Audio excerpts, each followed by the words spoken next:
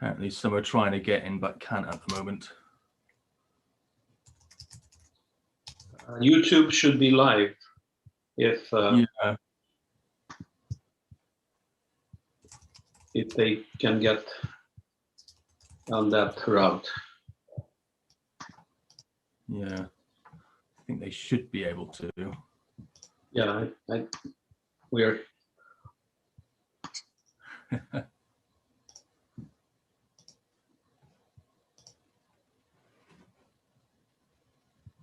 YouTube is live. Yeah, I'm guessing it must be something to do with their connection.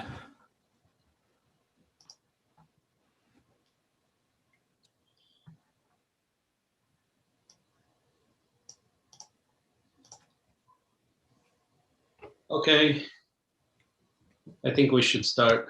Yeah. Let's get my I assume everybody hears me.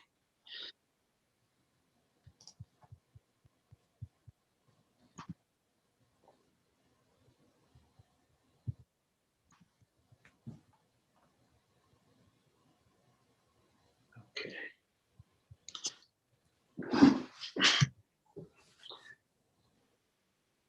Hello, everybody, wherever you are, and welcome to the Monsoon seminar series. Today, we'll have as a guest Alex Farnsworth. Tara is at sea. Peter probably sleeps well in Louisiana. And we're having fun discussing about the East Asian monsoon from a modeling point of view. Alex comes from University of Bristol, and he's an atmospheric scientist that was initially attracted to the field by storm chasing, and now he's chasing storms in the past, and has recently worked a lot on the monsoon, give us field scientists a backbone to understand where the monsoon has started, how does it manifest from a theoretical point of view.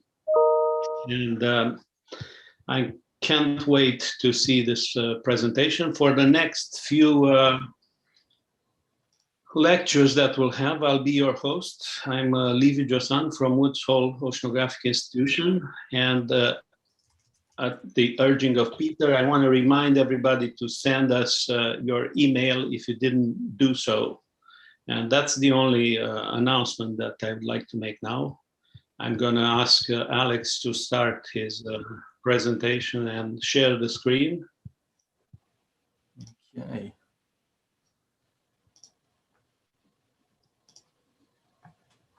Right. Hopefully everyone can see that now. So it's great to be here and great to be invited to give a talk and such prestigious list of other speakers. This has been, I suppose, a kind of a love affair of mine now for the last 5 to 6 years now, trying to reconstruct exactly how the monsoon has kind of worked and behaved and varied throughout East Asia through the past and from a modern perspective. And, you know, try and give a best perspective of exactly how well does a model do in deep time periods. And there's so much uncertainty, so much we don't know going on with the actual proxies. A lot of the people here that have actually been, you know, uncovering themselves. So just like I'd like to thank some of my co-authors, especially on a lot of this work, from myself and Paul Valdez and Dan Lunt, other sort of paleo modelers, as well as Robert Spicer has put some extra input into some of the modeling, kind of how we think Tibet and other things like that may have looked in the past, and how that implementing these different sort of ways Tibet may have been into putting that into the model and how that exactly behaves. So the real motivation, though, of this talk really comes from my reviewers. And I'm sure, as everyone else here, you get a paperback, you get all these comments, and then you get a bit bummed because you get quite a few comments saying, oh, you didn't do this, you should have done that. And in reality, when you look back in perspective, actually, all the reviewers are giving you really good insights and really good comments to try and improve your work. So a lot of this work has actually stemmed from some past papers where I've got comments back from saying, such as, you know, your simulations look really interesting, but, you know, there's lots of other reconstructions out there. Why should we believe yours and not somebody else's? Absolutely true. You can't say for one reason or for another, mine is better than the other, until you start really looking at both within the same model framework, the same sort of reconstruction and way of doing this. Other ways you can start looking at, some other reviewers will start saying, well, you know, HADCM3 is a really old model. You know, we've moved on now. It's 20 years, and that's in the past. That one, it doesn't have all the new bells and whistles of all the new CBIP6, especially models that are coming online now. And again, it's absolutely true. But that's also to say that HADCM3 is an old model. However, we have also been continuing to update it to try and make it a better model through time over the last 20 years, to say. Also, you know, we also start looking, when you start trying to deconvolve exactly what are the different impacts on the monsoon. Is it paleogeography? Is it CO2? Is it solar forcing? In the past, we haven't had the actual time and resources to completely try and eke out exactly what influence each one of these different sort of boundary conditions that we put into the model has. But now we're starting to do more and more simulations where we can start to try and get that sort of information out and really see, if you remove one of these completely, you just have only the paleogeographic effect, what is that showing? Does that trend change when you start then adding on CO2, solar luminosity individually? So these are the real motivations for this talk, is trying to take all this really useful comments out to you and go, yeah, we don't know these uncertainties, we don't know some of these things, but that's how we're going to move forward and try to better understand our model and better understand the behavior of the monsoon. So the broad outlines of this topic, really, we're going to start looking at how have we set up this paleoclimate model and what has our framework been, and then moving on to something that we don't really see too much maybe in a lot of paleo other studies, is looking at the model itself. How well does the model behave compared to our modern day observations? You know, not every model does everything well. You know, if I was to use this same model for other monsoon regions, it's not going to behave well as, say, it may do in East Asia itself. And then there's also the, you know, taking up the spin-up issue. This is a really fundamental point and often, again, overlooked, especially when you're using the very latest models where you can really, you know, it takes thousands of processors to run these latest models compared to, say, hundreds for our model. And to do that, that means you're spending a lot more money and you can't do as many simulations. So if you can't run it as long, how sure can you be of what that model is showing you if it is not fully in equilibrium state? Then we'll move on, have a look at these different geographies that we have. In this case, we're looking at the Gtech series, the Scottish series, and another smaller series by another company called Robertson's, who are another oil exploration company. How well does a monsoon in Southeast Asia look when we just use those three reconstructions? Is there good fidelity in them? Do they agree? Are the trends the same? Are the absolutes the same or not? And then we'll have, again, looking at some other smaller impacts, say, let's chuck out everything, remove the impact of the solar change in time. As we know, the sun has increased in solar intensity over the last X million years. So can we remove that also from the model to see what impact does that have on the actual monsoon system itself if we remove that? And lastly, again, we're moving into this, you know, updating our models, because in the past we do know that a lot of the same generation models as HADCM3 have always had problems. And even today, even the newer models have problems of getting exactly what we have, this polar warmth, this polar amplification in the higher latitudes. So how can we improve the model? Can we change some of the physics that get this greater polar warmth? And if so, what does that then do to the monsoon? Does that completely change our story? Does that change the dynamics of the atmosphere? Does the Hadley Walker circulation reorganize? So that's something we then will start looking into a bit more, as that's some very recent work that we come on to.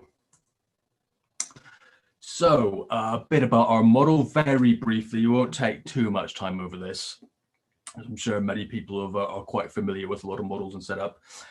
we're using this HADCM3L model. Again, it has a atmospheric resolution of the atmosphere and ocean. It's a coupled model of around 300 kilometer grid squares, so very, very coarse. You know, you're not getting a lot of the detail that you would expect, and especially these kind of like valley mountain systems. But for by and large, it does, you know, it recreates the main spatial geometry of a lot of these regions that we're interested in. When we're setting up these models, again, we're looking at trying to do stage specific, so give it as much detailed information of each geological stage, from its CO2, the type of topography it was, the bathymetry in the ocean, the solar change in solar strength, and ice sheets itself. And we try and put all that, as much information that we have knowledge of, into the model to try and give our best chance to recreate the type of climate of each geological stage itself, and then exactly what type of monsoon that might have created in different monsoon regions. Now, I should say this, some of the newer models have these sort of biological, chemical, and interactive ice sheets in the model. This one doesn't. Again, these are the sort of the next generation ones that are starting to coming online now, which are really, you know, really exciting developments, but also really slow down the actual running of the model itself. So again, very briefly, we're looking at, you know, is your model any good? And we're not going to spend too much time on it, but if we look at this gridded figure here on the left, what you can see down this sort of y-axis are different sort of variables, from precipitation, types of moisture, wind speeds at different levels. Now, the detail is not too important here. What we want to show is basically the bluer the boxes, and these refer to comparing a model with different observations for these different variables. So there's obviously two triangles show two different observational platforms. It could be satellite, it could be rainfall stations, and these sort of things. And you're comparing your model with this data. So the bluer, the better, think of it that way. The redder, the worse. Now, all of these are the CMIP5 later generation models, more bells and whistles, meant to be better. But what we can actually see is with our updated HADCM3 model, actually it's doing a pretty good job still of looking at the overall climatology here compared to some of these CMIP5 and CMIP6 models coming through. So the model is a decent model still. It's giving a good representation of the actual general climate globally in this case, and to a certain extent regionally by extension. So the model itself is, although old, it's still doing a pretty good job itself. Now, what we're also concerned of is, it's great, it does a good job globally, but what we really care about is what does it do in East Asia? Now, again, we won't spend too much time over these, but again, we're looking at this table, we're looking at observations here, these CMIP5 models, multi-model mean, don't need to pay too much attention to that. But again, we have all these different CMIP5 models here, and what we've highlighted is this HADCM3 model here.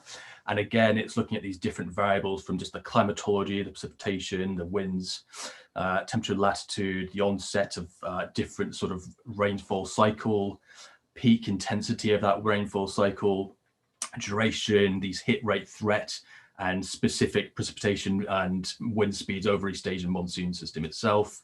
And what we're showing here is actually, when we highlight in this red, what it's showing is that HADCM3 is still one of the top 5 models at reproducing the characteristics of the East Asian monsoon itself. So even though, again, we keep saying it's an old model, it should be worse, it actually is still doing a very good job at actually getting the mean state of the actual monsoon itself. When we start looking at more into interannual variability, the smaller scale details that we go through time, it does worse than a lot of them. But what we're considering in paleo world, we don't really care about these smaller changes interannually. We just want what the mean climatology of the monsoon system and over East Asia itself is. And so again, to the extent, it does a very good job of that. Now, importantly, Spinup. Again, as mentioned, this is often sometimes overlooked, and to an extent, it's a tough one. You need to run models for a very, very long time for it to really get into an equilibrium state. That is, that all the forcings we give the model, such as the strength of the sun, how much CO2 is in the atmosphere, all of that is changing through time.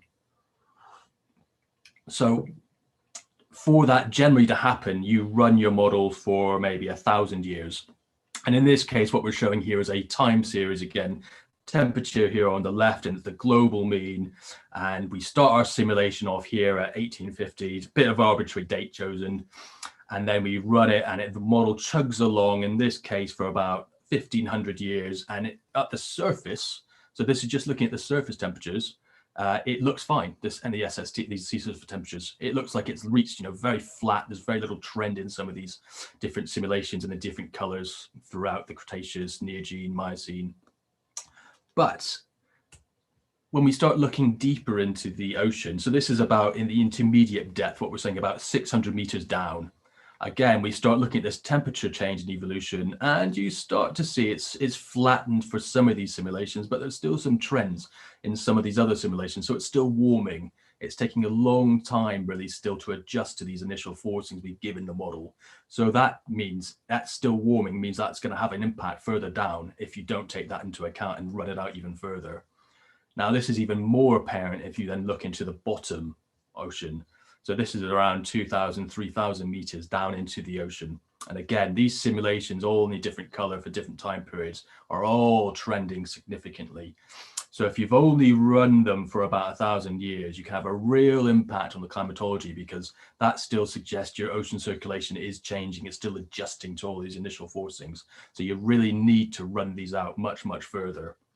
And in many cases, some of these Gtech ones that we've been running, and some of these ones we're about to show today as well, we've had now to run for at least 5,000 model years until they've actually adjusted and gotten to an equilibrium state.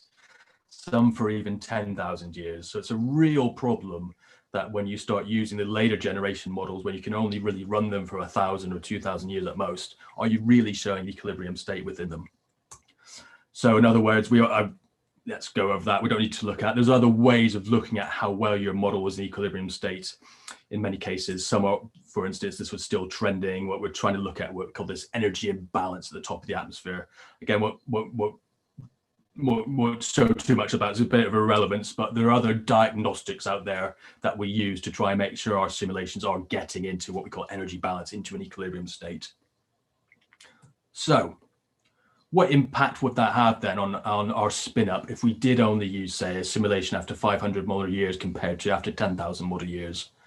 What we're showing here again is just a general climatology. In this case, it's a Eupresian simulation after 500 model years here on the left, and then the difference in temperature on 10,000 years on the right for both surface temperature and precipitation here on the bottom. Now, by eye, you're probably thinking, you can see a little bit of difference. The tropics looks a bit warmer, higher latitudes maybe a bit warmer too. Precipitation looks a bit, those broad spatial patterns look very similar. Maybe it doesn't really matter. But when you start looking at the difference between the two of them, you can really then start seeing that by having an unequilibrialized model, you're getting much, much colder climate than you would have done if you hadn't let it spin out for 10,000 model years. And again, you can get upwards around 5 to 10 degrees change in temperature that you might not have seen had you not spun it up completely. And again, for the precipitation signal as well, you're getting these very, very big changes in the actual precipitation pattern. Again, these are all in millimeters per day. So if you take that out into a yearly and annualized precipitation signal, that's going to have a big impact on how much rainfall you're seeing in different parts of the area, in different regions of the world. So this is really showing you that Spinup is a real massive problem that we sometimes don't take fully into account by not fully running out our models. So again, take-home messages: know your model, know its strengths, know its weaknesses. Is it the right tool for the job? I think as models, we like to say, models are driven by our understanding of the model physics, of physics of the world, how fluids rotate around the globe, around the surface. All these sort of our key understandings are put into these models. And in the modern day, it works really well, but not for everything. If you looked at HAD-GM2, which was almost a successor to HAD-CM3, it had a real problem in its first inception. If you looked at the Indian monsoon system, it would essentially create a desert on its first, when it was first created. And it took the scientists a long time to understand exactly why the model was really weak in that Indian monsoon region area, and to try and update the actual model physics itself and try to remove this bias in it. It could be your model the physics aren't wrong. Are your boundary conditions right? That's a huge uncertainty here for the paleo realm. You need to get the right boundary conditions, the right CO2, the right topographies, right bathymetries to really start approaching what we hope would be a realistic, in inverted commas, simulation. And again, as we just shown, make sure your model is spun up. That is very, very important. So, on to the crux of this talk, let's have a look at different paleogeographies and reconstructions that we have available. So probably temporally speaking, Gtech and Scatees are the most temporally, plentiful types of reconstructions out there. So for the Gtech simulations, we have a reconstruction nearly every single geological stage over the last 300 million years. For the Scatees simulations as well, we have a very similar, it's not quite every geological stage, but almost by and large, nearly every geological stage, with not much temporal resolution in the Miocene, only a couple there. And then for the Robertson's ones, we only have 11 paleogeographies over this sort of Cretaceous to modern period, as you can see stepping through. And by eye, it's already quite apparent what you're seeing as these animations are stepping through. The way each one of these is represented, the land sea mass are actually very similar by and large, and to an extent. However, you start by watching more and more and comparing more of them. There are subtle changes between gateways being opened between the tropics and the higher latitudes, or between different ocean basins, as the Atlantic or the Pacific. You then start looking at the mountains are very different to an extent as well, much higher in the Gtech ones compared to, say, the Scatees ones.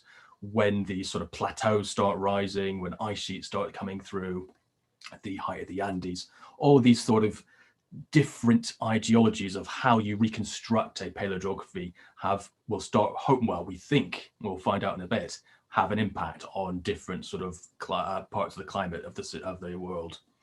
So if we just look at a Danian perspective in all three of these reconstructions, you really can now start seeing that Gtech one has much higher topography than both the Scatees and the Robertson's ones, where the Scatees ones are much lower.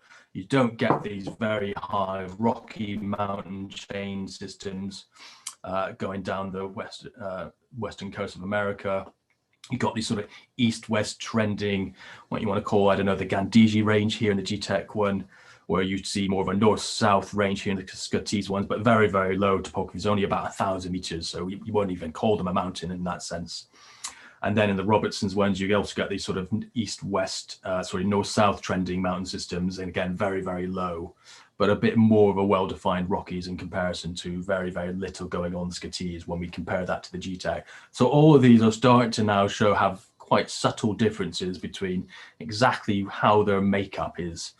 And again, we look at the land sea mass, you get all these open seaways now in the Robertson's ones compared to the Scatees and the Gtech, where that seaway is now gone in North America.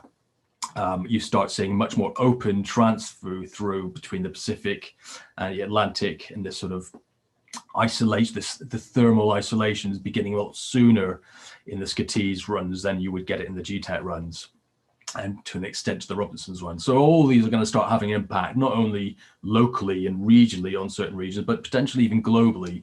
And that's when we start thinking, well, what is that going to do to our monsoon region? Is that going to have an impact? Should we care about whether that, this open seaway in the Southern Atlantic and Pacific in one reconstruction compared to the next?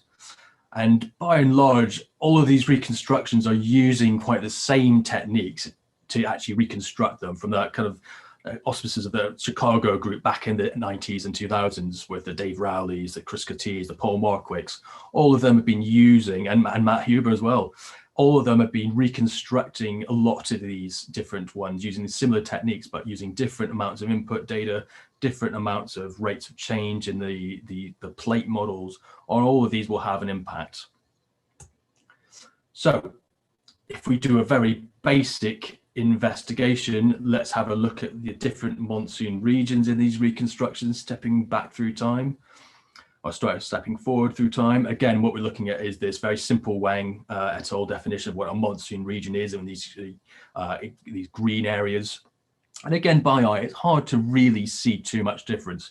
They all seem to show, a tropics orientated monsoon regiment in most of the global monsoon system.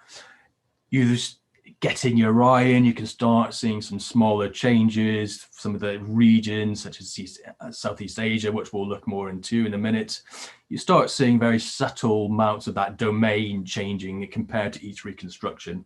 And that's going to have a big impact exactly what that monsoon signal is and how far does it persist into land, how far north does it persist. So all of these different reconstructions are already starting to show that they will have a potentially subtle or potentially large impact on the actual climatology and different processes globally. So let's go back to our review one. Absolutely fair comment. You have all your simulations for the Gtech trends. They're really interesting, but is it a paleogeographic dependent result? Why should we believe it? What if you use different set of paleogeographies such as Scotese? What would that do? So let's have a look. But first, we need to try and say, what is our truth? What is all this proxy data? Because a model is just a model. It can, essentially give you a result you want. You need to try and ground truth this, try and give it something to comparison with. Now, this is by no means what we want to say is the truth. This is a set of proxy information that we've tried to give a way of showing change in the monsoon region in Southeast Asia as a function of latitude. Now, if we look at this sort of panel here on to the right, this is from the Hasegawa data set, which is looking really just at sort of geologically, climatically sensitive sediments. So you're looking at sort of these alien dunes and red beds and evaporites, which are quite indicative of a very dry environment, not a wet environment, not a really potentially monsoonal environment, although the evaporites do shed some light onto that as well. Or then you're looking at much more fluvial and lacustrine and coals again, which suggests much more change in seasonality, much more wetter environments as well. So that's, as we put as a function of this latitude going from southern China all the way to northeast, sort of northern China, you can start seeing a general trend emerging through this data, where you're getting this sort of wettish environment already at the beginning of the Cretaceous, which is, all the way pretty much through, but you start then seeing a drying northerly into the mid-Cretaceous and then into the late Cretaceous. Most of the region is very, very dry indeed itself. As you then step into the Paleocene, so the Paleogene, you then have some other data sets from Gao and Wang, as well as some other individual proxy information from different data sets. And the general trend, again, if you look latitudinally, is a sort of dryish environment persisting through the Paleocene. And then you see this general wettening from the south to the north as you step from the Eocene to the Oligocene, and then a kind of quite wet environment persisting since the Miocene all the way through to the modern day. So that is what we're going to try and suggest is our truth. It's a multi-proxy data set. It's showing a kind of fidelity trend of a wettening from the early Cretaceous, drying all the way through the Cretaceous itself, and then a sort of a wet regime re-establishing all the way through the Paleogene into the Neogene. Now, a lot of these proxies, we already know they are not a monsoon proxy. They're only going to really be indicative of a climatology, an annual climatology itself at that. So to compare with that, only thing we can do at the moment is compare that to our modern day monsoon and an annual signal. So before we get to that, what we're doing as well, we're making it as fair a comparison as possible. So we're using, in this case, this East Asian monsoon region, and we're paleorotating every point in that region itself back through time to each stage. So we're only comparing the actual proxy data that inhabits this area with the actual midpoint data as well to make it as a fair comparison as possible itself. So we're getting any other extra information out of the domain that either didn't exist in the past or was outside of that region, proxy region too. So that then gets us back to the paper we published a couple of years ago now, again, looking at this data from a model perspective. And if we focus here on that middle panel, what we're showing is each individual blue dot here is a stage simulation through the Cretaceous into the Paleocene and Neogene in the Gtech series.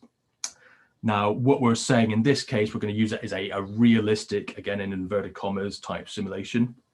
We're giving it a CO2. So if we're looking on this right-hand axis here, we're looking at the CO2 into the model itself, and that's kept pretty much constant all the way from the Cretaceous into the Paleocene, about about 4 times the pre-industrial average, so about 1,120 parts per million, and then that decreases into the Oligocene and into the Neogene quite substantially to around 560 parts per million to about 400, and then to 280 parts per million.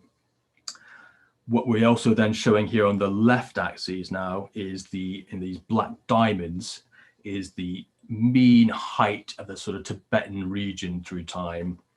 And again, what you're seeing in these Gtech simulations, you get a quite flattish environment of around 1,000, 1,500 meters all the way through the Cretaceous, and then you start seeing a real rise in the topography through the Paleocene, Eocene, and Oligocene, and then peaking in what we want to say peaking in these reconstructions into the Miocene and itself as the plateau itself has risen. What we're also showing in these sort of shaded out areas, these are the Foster et al. Reconstructions, exactly how much CO2 was from the proxy point of view at these times. So this is looking at uncertainty value. So it could have been, for instance, in the middle Cretaceous as high as around 1,800 nearly, or as low as about 700. So it could be a range of different CO2s as suggested by the proxies. And that's, again, one of our great uncertainties is, especially further back through time, how much CO2 was into the atmosphere itself.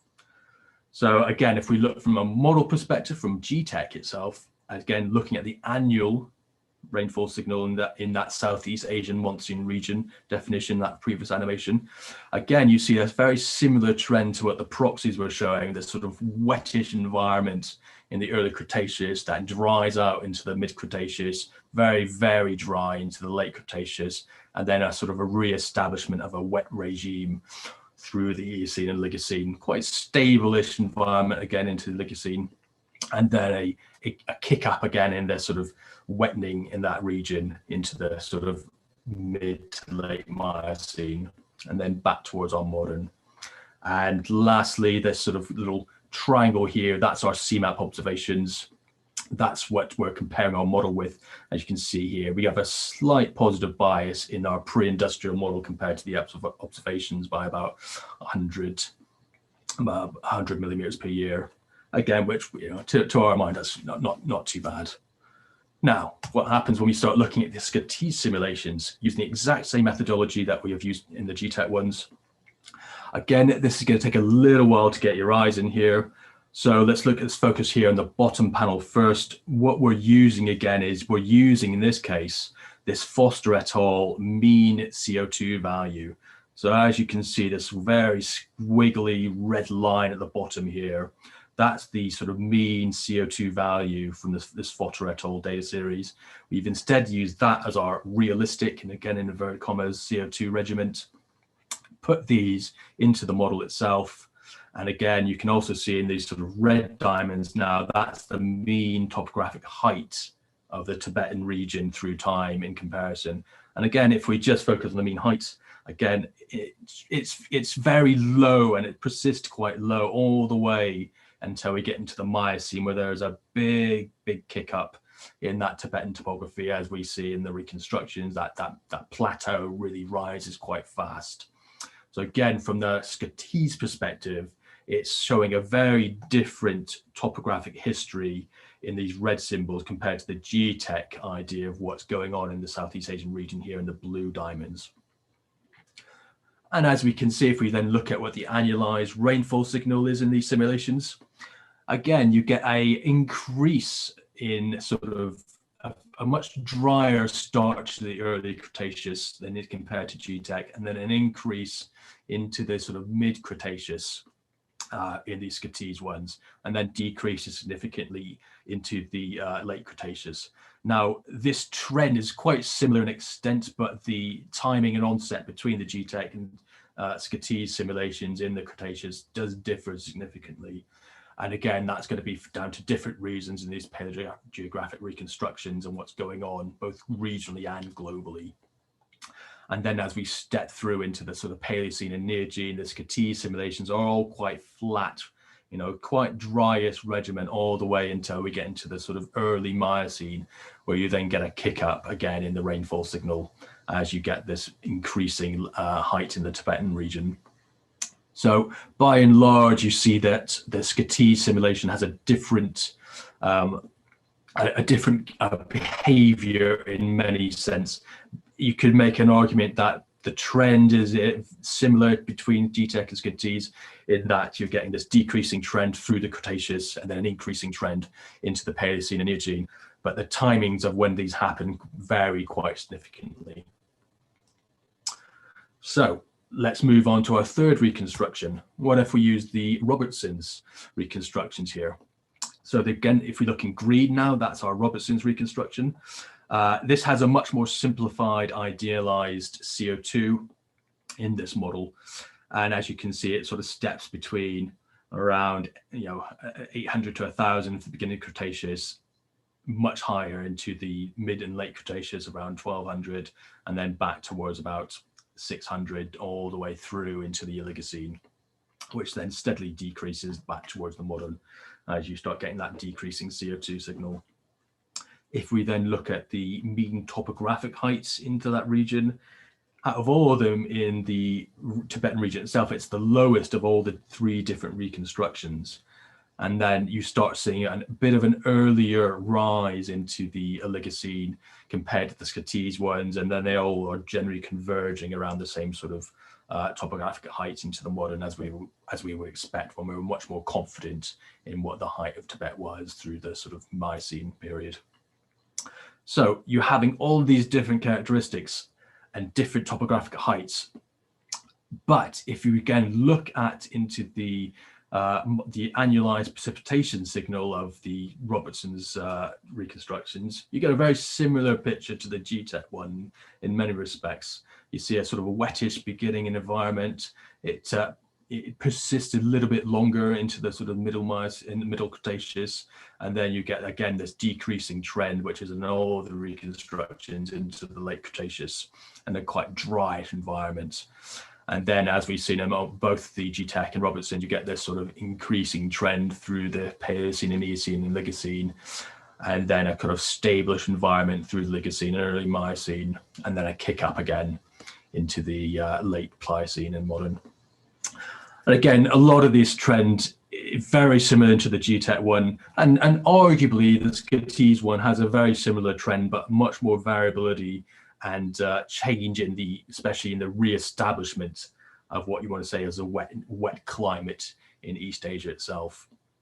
So all these reconstructions are showing different behaviors, but in many senses similar trends and characteristics. So back to Reviewer 1. Again, we know it had those interesting trends, but what if those different paleogeographies are in a sense state dependent?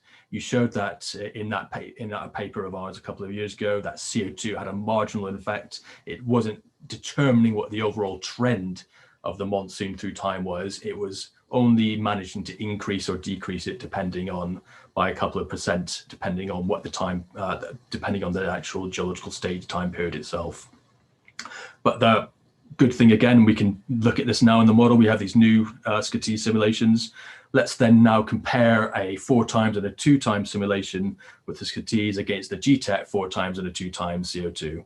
What do they have different sensitivities to CO2, as might have been suggested by Reviewer 1? So if we go back to another paper we published a little while ago, this is again what we're looking at is our Gtech simulations. And this is looking at, again, surface temperature here on the y-axis, through time on the x-axis, from the beginning of the Cretaceous to the modern. What we're looking at is in these blue dots here, what is the mean annual temperature of this mean surface temperature of the globe in each simulation at 2 times CO2 in blue and 4 times CO2 in red between each geological stage simulation here we have. And what we can do from this, we can then work out what the effective equilibrium climate sensitivity was in these bottom panel here, which is what we show in these black dots. And what we know from the modern day modeling perspective, HADCM3 had a climate sensitivity of around 3.9 degrees centigrade. So every time you doubled CO2, you'd expect a warming of about 3.5 degrees, nearly 4 degrees rather. But what we found out when we do these reconstructions back through time is there's quite a strong divergence in, or a quite state dependent, let's say, climate sensitivity depending on what geological stage you were at. So for instance, if you were a Maastrichtian time period, you had a much stronger climate sensitivity of around 5.5 degrees compared to, say, if you were back in the Berasian or in the modern, where you're much more back towards the sort of 3.54 degrees. So there's a definite impact of different paleogeographies on your climate sensitivity. They will have an impact globally. What about regionally? Now, we shown in that paper back in 2019 that for the Gtech series, it was quite marginal. Rainfall patterns, again, looking only annually at the moment, increased by around 3% to sometimes at about 10% in some different geological stages.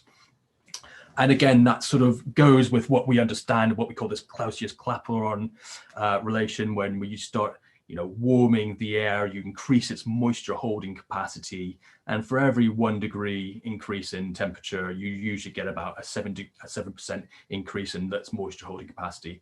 Now that doesn't automatically translate into actual rainfall. So you wouldn't be getting for every 1 degree warming a increase about 7% rainfall. It's generally, if you look, and again, this can be very dependent on the region and processes and different places.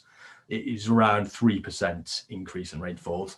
And what we showed in the model, that held quite well. So again, if we focus on this middle panel for the Gtech series, you start seeing in these the dark blue line is our 4 times CO2 simulations, and the light blue line is our 2 times CO2 simulations.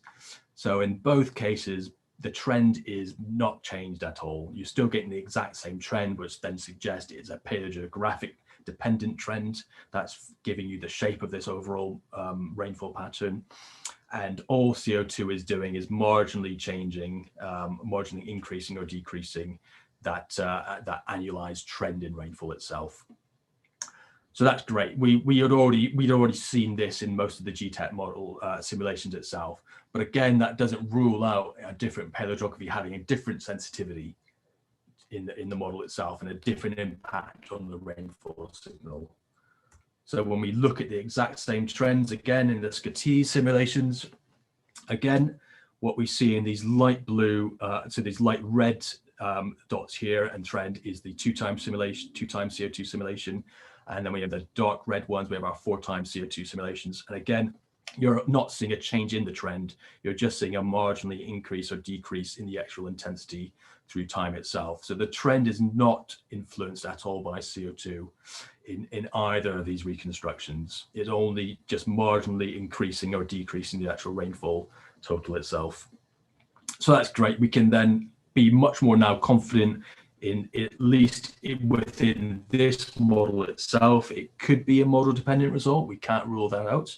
That's again something that we need to look much more into the future and get similar different groups who have using different models to try and do similar reconstructions. But for all intents and purposes, from what we can see, at least in HADCM3L, with different paleogeographic reconstructions, there is not much CO2 sensitivity to the overall trend in what the Monsoon was doing through the last 150 million years.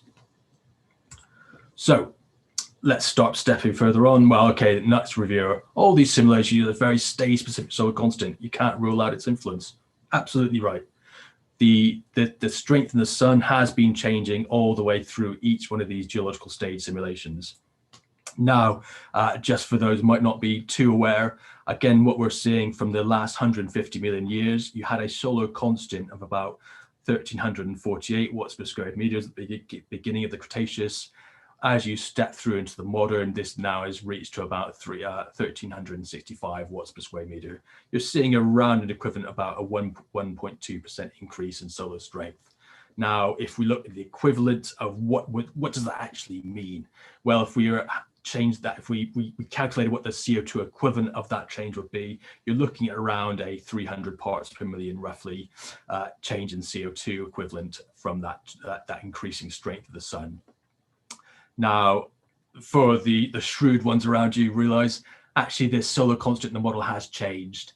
It's actually now being recalculated to the modern day of about 1,361 watts per square meter. But for all intents and purposes, in the model itself, it doesn't really matter because we're looking at the percentage change through time, not the absolutes. So what impact does this have on solar radiation if we removed it? So what we've used here is a set of SCTs simulation. We've only done this so far for the SCTs paleogeographies at the moment. What you're seeing, again, if we focus again on this middle panel, again, annual rainfall signal, the red dots are showing you what the mean precipitation, annual mean precipitation in the Southeast Asian region is with no solar variability.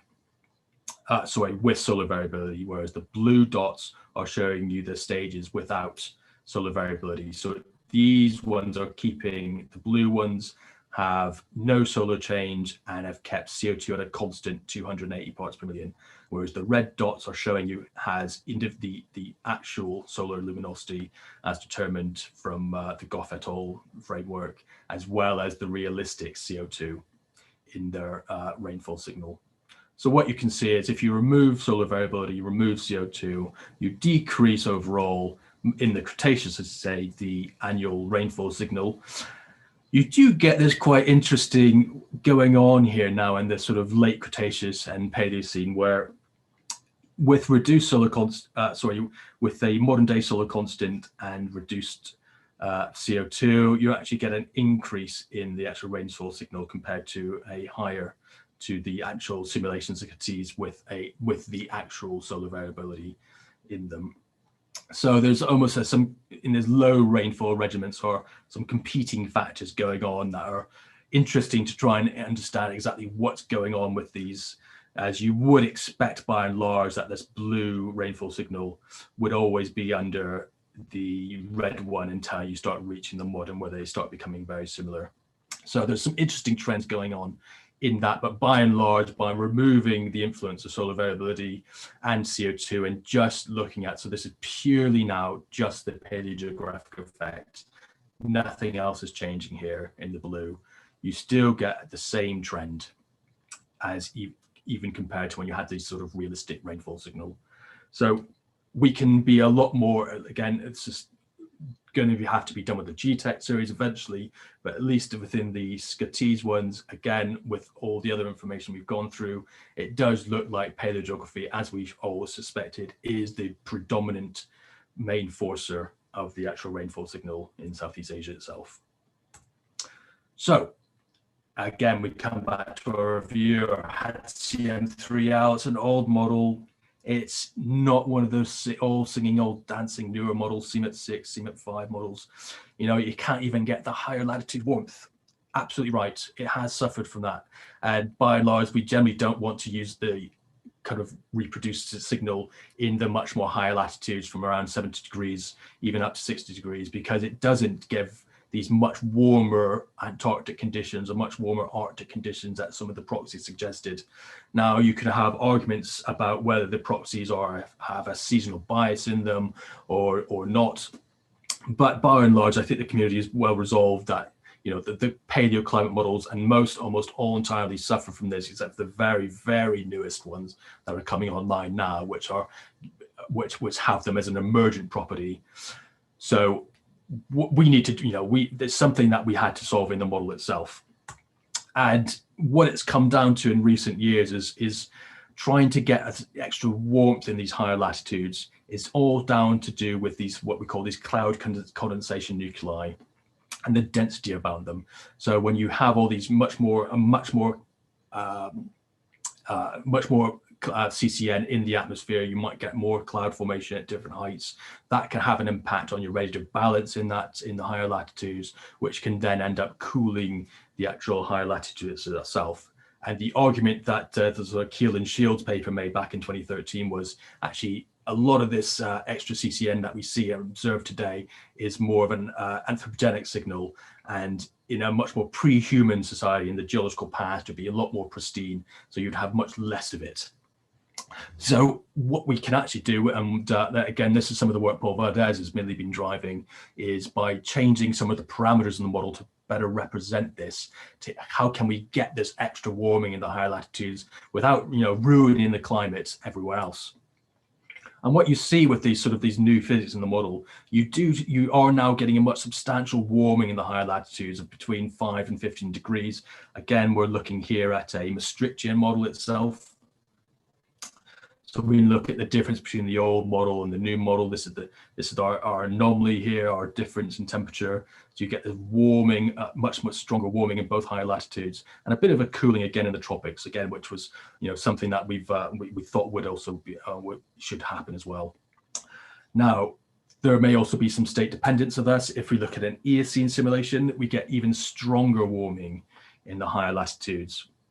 So getting up to 10, sometimes 15 degrees, and some greater than 15 degrees in some regions itself, and a kind of a small warming or not much changing in the tropics itself. So this is sort of suggesting, even with these new parameters, there are state dependence in this warming, which could be, again, paleogeographic driven. So that's just something to be aware of. But what we're showing here is, if we just take it as a broad change now in the physics, we're showing an old model versus a new model with this increased ability to get this higher latitude warmth.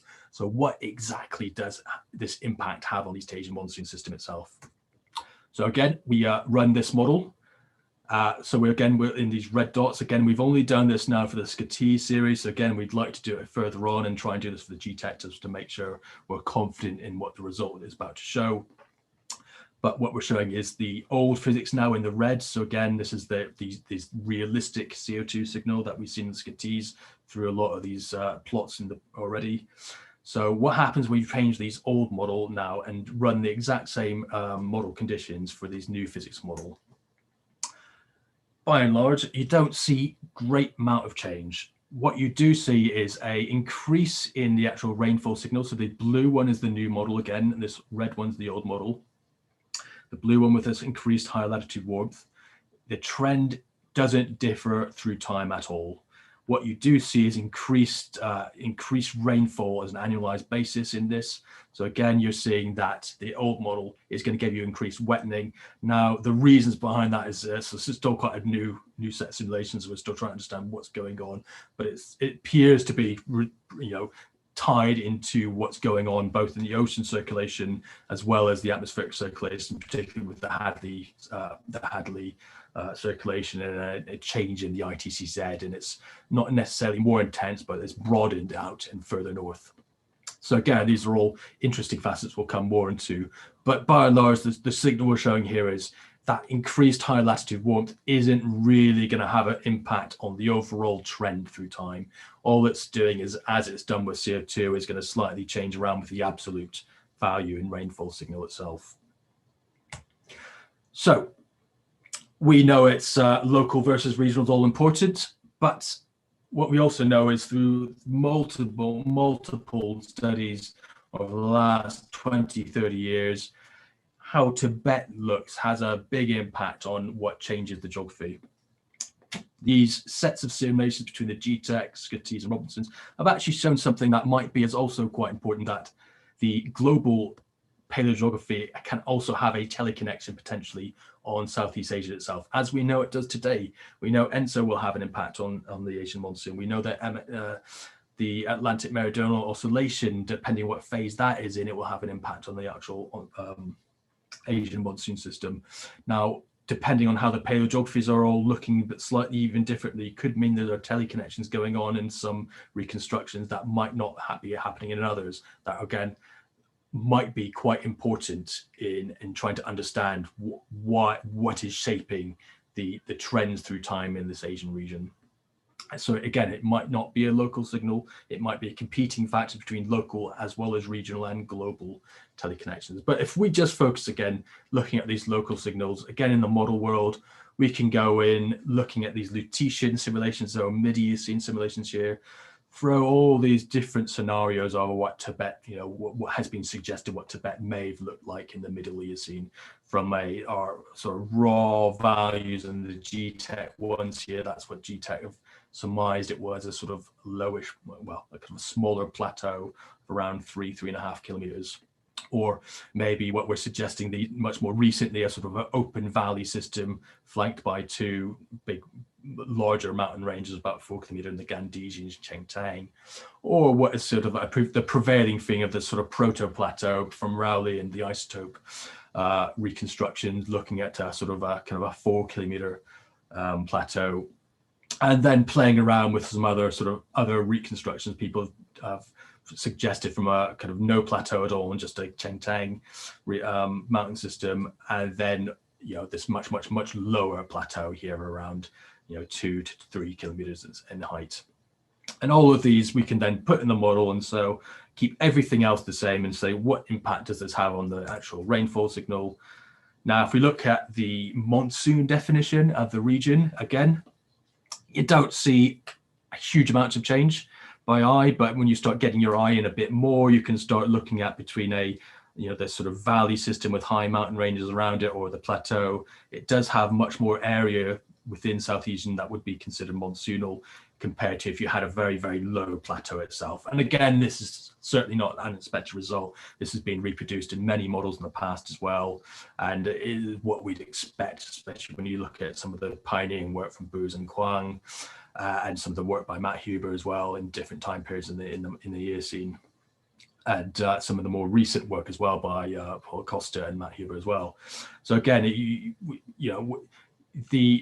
what Tibet looked like is obviously important. That doesn't change in these simulations when you start using that. And again, if we look in our Gtech series, if we focus in on this sort of Middle Eocene, these different simulations with different topographies can have a marked impact on the actual overall trend from around 500 millimeters. So getting your local topography right is fundamentally important, and still something we're arguing today and will probably be arguing about for the next 10 years, I'd imagine, at least. Right, now we've only been showing annual precipitation because that's all we can really compare with some of the proxies.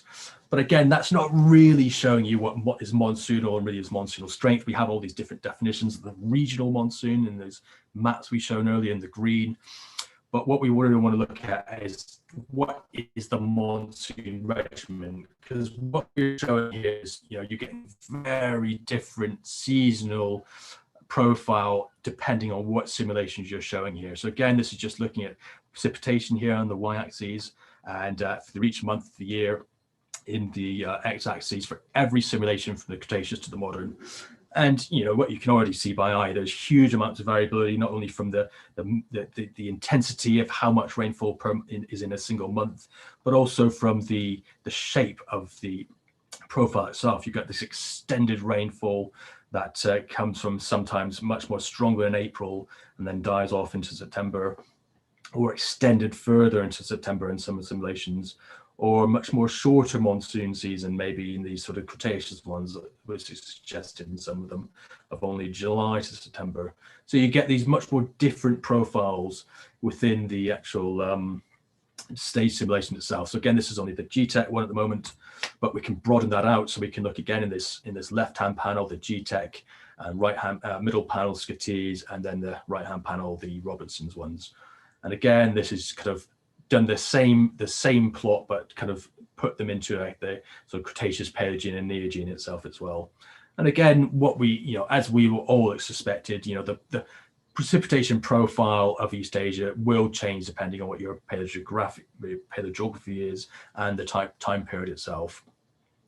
And you can see some of these Scotese ones, you get these really strong monsoon areas, as we saw in the realistic reconstructions in the sort of early to middle Cretaceous period, much stronger than the sort of CMAP reconstructions in the sort of diamonds here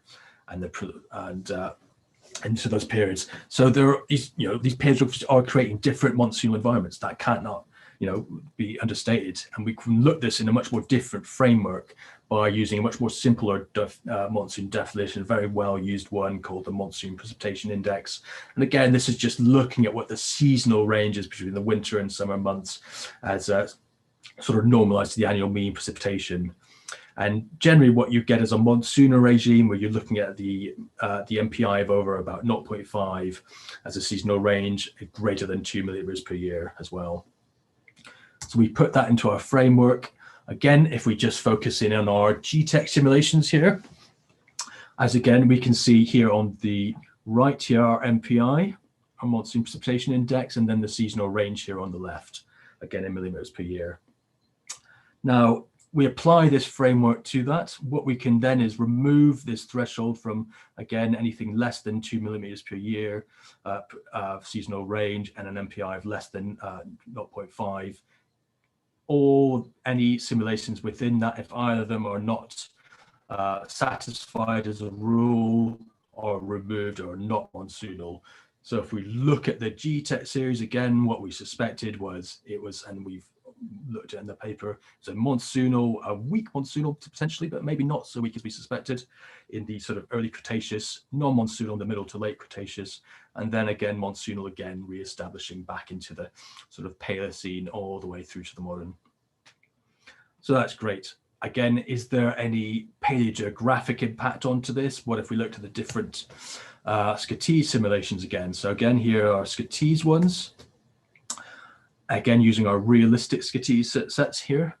And again, we're showing a bit more variability into what the actual signal is showing here from a non-monsoonal start, very early Cretaceous, mid and early Cretaceous show it was monsoonal. Whether you agree with the proxy reconstructions, again, it's a bit varied between at that point, but definitely in some of these later simulations, the proxy suggests it's much drier than maybe some of the Scotese simulations would suggest. Then we go into the late Cretaceous again, no monsoon, into a monsoon at the beginning, and at the end of the late Cretaceous, beginning of the Paleocene, then stepping back out to a non-monsoon environment to the early Eocene, and then again back establishing all the way through to the modern as a monsoonal environment. So again, compared to the Gtech one, Scotese shows a bit more variability in actually what it considers was a monsoonal environment in that Southeast Asian region itself. Again, then we can look at our third reconstructions, our Robertson's ones, apply the same framework again. It tends to agree a bit more now with the Gtech ones in that was monsoonal at the very beginning of the Cretaceous, all the way to the mid-Cretaceous, then becomes non-monsoonal into the late Cretaceous, and then back into the sort of Paleocene and Neogene, it goes back to a monsoonal environment. So there seems to be better agreement, at least between those two reconstructions, whereas the Scotese one tends to be a bit more variable. But again, it's in the bigger picture, they probably more in agreement with all three reconstructions than not. So if we go into the conclusions before I completely run out of time, as I have, spin-up matters. We really need to make sure our simulations we use are spun up, because the signal you get from an unspun up model cannot be relied upon. That's very crucial, and is something that caught me out in the past. And you have to run these out for a long time. It's unavoidable in many cases, many thousands of years. Paleogeography does matter. It's not only, as we suspected, a local influence of paleogeography, depending, what did Tibet look like, or is there an open seaway between Indonesia and Asia itself? Probably globally, and it's probably something we're not taking into too much consideration. Different paleogeographic reconstructions are giving different impacts on the monsoon itself. And again, it could be these teleconnections from what's going on in the Atlantic sector, in the Antarctic sector, that are having an influence. Again, this is a big unknown, and something that I want to look especially more into as well. I would argue by and large, the overall trends are generally in agreement between the three reconstructions. What you're seeing more than anything is the local signal dominating of when Tibet becomes a driving factor between the Scotese ones and compared to the Gtech and Robertsons, which show much greater agreement. So again, that then looks back onto what reconstruction do we think is should we rely on more? And again, we cannot say conclusively one yet is still better than another, because what we really, really, really need is more data. We need more spatial temporal data all the way through, stepping at a geological stage to really compare with, and how well can we rely on that data. And even better, if we can get it, I suspect, not seasonal proxies, really understanding what is a monsoon signal. CLAMP is sort of able to do that. Some people will argue against that. I know Robert Spicer won't. So again, it's this sort of multi-proxy approach that we really need, that are all having all the proxies singing from the same hymn sheet. We've also, hopefully, again, we have shown now that CO2 and solar variability has an impact, but it does not change the overall trend of the monsoon.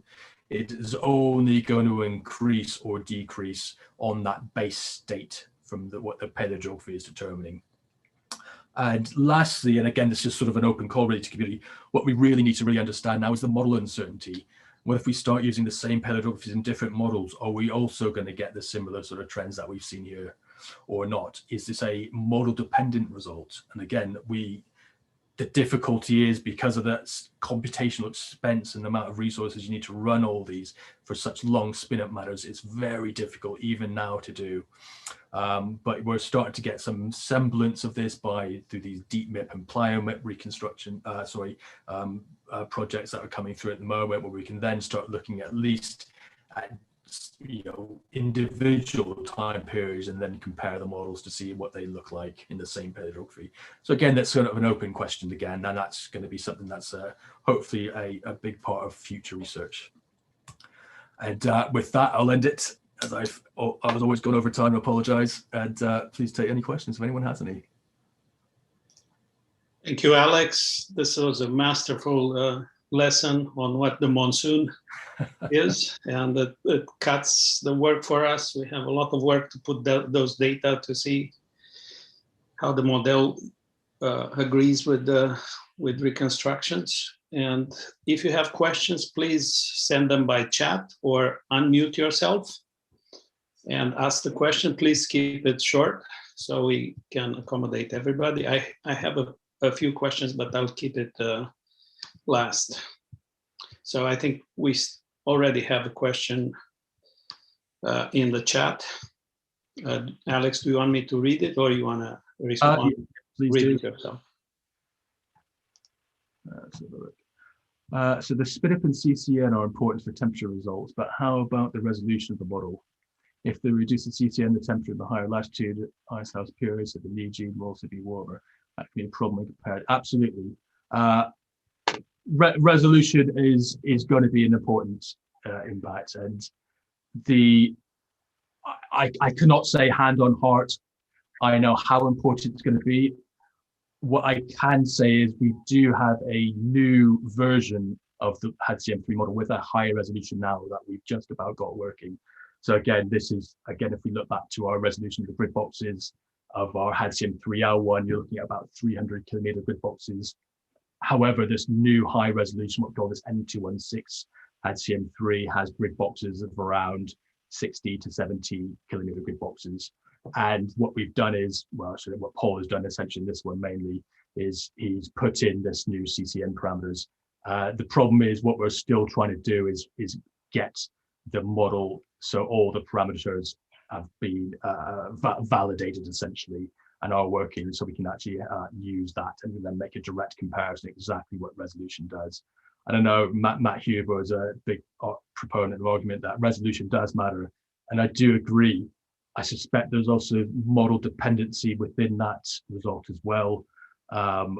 You can look at the statistics of how well as we showed earlier, the CMIP5 models, which are inherently higher resolution compared to, say, what we call the CMIP3 models of this HADCM3 generation, which are much lower resolution. But yet the statistics show, at least in the modern day, that even at low resolution, it does perform, well, in many cases better than higher resolution models. So it's a difficult one to eke out exactly the influence of resolution, and is only way we're going to do it is really by getting this new high resolution model on and seeing what it does. I see another question from Bob Spicer. What kind of vegetation did you have in the model? Evaporation rate, evapotranspiration feedbacks could be important. Yes, absolutely. So I didn't mention this earlier. The vegetation we have in the model is a interactive vegetation model, so it's not something we've told the model to be. It is an emergent property, so it's determined by the climatology of it itself. Now, there's a caveat to that. Obviously, when you've got the C4 and C3 grass start emergence and change through time, we have that as a modern day one. So, you're still going to get both a C4 and C4 3 through interpretations when it shouldn't, that shouldn't be there. Is it a problem? It's hard to say. When we remove, this colder vegetation properties of the model doesn't behave very well. But that all is probably a second or third order problem that we still need to resolve in the model itself. Now, in terms of evapotranspiration, open question. Do you want to believe the vegetation model? It does a good job in the model again, but back through time, vegetation was different than what we have in the model, as we suggested. So it's an unknown. I will say it that. Okay, any other questions directly or by chat, please? If not, I will ask a question, probably much simpler than these other two. So why did you feel to use a realistic CO2 for one of the paleogeographies and not for the others? It's purely because up till about 2017, we had been running all these Gtech models for about 2 years by that point, and they've been spinning up all through that time. And we essentially used what we call an idealistic CO2 of 4 times or 2 times, because we're really trying to eke out what that paleogeographic component was. So we want to try and make a lot of them comparable. But as we had more time and more resources, we then want to start playing, because we knew CO2 could have an influence. We didn't want to rule it out, so we started using that. But up to that point, we really didn't have much faith in a lot of the CO2 proxies and how it was driving through time. So a lot of individual papers will give different estimates, different reconstruction techniques, until this Foster paper came along, which then tried to use a much more common framework and bring a lot of it together. So by that point, do you expect that? Do you expect that CO2, using realistic CO2, you'll have that high in precipitation in Cretaceous? I suspect not. I think, again, that's still going to be paleogeographic dependent, because even when we look at just a simple 2 times versus 4 times, the trend in the Gtech one is still very similar. You're not getting that very, very big kick that you see in the Scotese simulations. But we are going to put the exact same Foster et al. CO2, realistic CO2 into the Gtech ones and do the exact same comparison between the Scotese to make it a proper comparison. And again, that's something that's going to run out into the future. Okay. And another historical questions that you made me curious when you started your talk is why did the first Hadley model have India as a desert? What was the mystery? Yeah, so that was an interesting one, and that was to do with some thresholds, in the sort of these competition equations in HadGem2, in the sort of the predecessor to HadCM3, and it was an interesting one that, and this really shows the impact of paleo research on modern day atmospheric physicists, because in many senses, paleo is not being deemed as that important when coming to test models in the future. But what had been shown, it's really something that Pete Hopcroft found, where there's an error in the actual vegetation model itself in some of the threshold, and it was a factor out of what it should have been. It was a simple typo that had caused this drying out of India. And it was only until Pete Hopcroft started playing around in some paleo runs and then getting a very similar situation going on. He's getting a desert where it should have been a rainforest, that he then dug into the actual code itself and then found that, fixed it, and then lo and behold, it was fine. You got a perfectly adequate vegetation cover as you would expect in it. So paleo has been shown as actually quite a useful diagnostic for the future as well. I think we have 2 more questions. If you see any difference between the Indian and East Asian monsoon and their interactions, if the models can be used to do that. Yeah, great question. Haven't looked actually yet. So India's one sector I keep meaning to if I ever find the time to. What I would be really interested in, and I think this is something we've talked about before, was trying to understand the different characteristics of what the monsoon is. An ITC dominated monsoon, a wind breeze dominated monsoon. What was the Indian sort of Asian monsoon compared to the East Asian monsoon dynamics? These, trying to characterize what these are is easy in the modern day because we can use that with the observations, but how can we really characterize that in the past? I know Robert Spice has done a lot of work on this with CLAMP. And again, that's, I think, something that we can start looking more into now with these simulations to try and eke out what was a East Asian sector or a characteristic, or an East Asian monsoon characteristic compared to what part influence was part of the Indian or Asian part of it, or Indian Australian monsoon part. All of these would be quite interesting to look at exactly what those different, where that coalescence today in parts of Southeast Asia between the 3 of them are. How has that changed through time? Again, we sort of looked at that into this paper in the past when we start getting sort of a ITC dominated monsoon over most of Asia, all the way up until the sort of late Eocene and into the Miocene. And then it started changing more into what we understand is the Asian monsoon system itself today. And one more question from Raj Poddar. What are the effects of interhemispheric cloud feedback, global ocean circulation for these models? Great question. Unfortunately, my simple answer is I don't know at the moment. So a lot of these models, unfortunately, we are still trying to understand exactly what's going on them, and trying to look at some of the circulation changes is going to be really important. We've looked a lot at the Gtech ones with the simulations, and again, what is shown is there's a lot of stage dependence in the different state dependent in the different geological stages, and you can get sort of different overturning cells in different ocean basins depending on certain parts of the paleogeography. Now, when you start looking at different cloud feedbacks, especially with this newer model with different parameterizations to get this higher polar warmth, that will undoubtedly change what the ocean circulation is. But unfortunately, I've not really had any time, because we've only had these simulations out now for about the last 6 months. And we've only been focusing on some specific process at the moment. So again, that's something really that we need to look more into.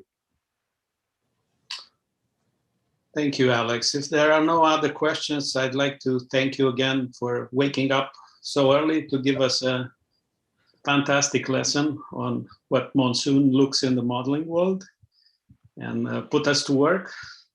And thank you again. I'd like to say that the next speaker next week would be Bob Spicer, and he will talk about emerging perspectives on Asian Cenozoic landscape and monsoon evolution, another big picture talk, and we can't wait to welcome him. Thank you, Alex, again. And see you all in 1 week. Thanks all for having me.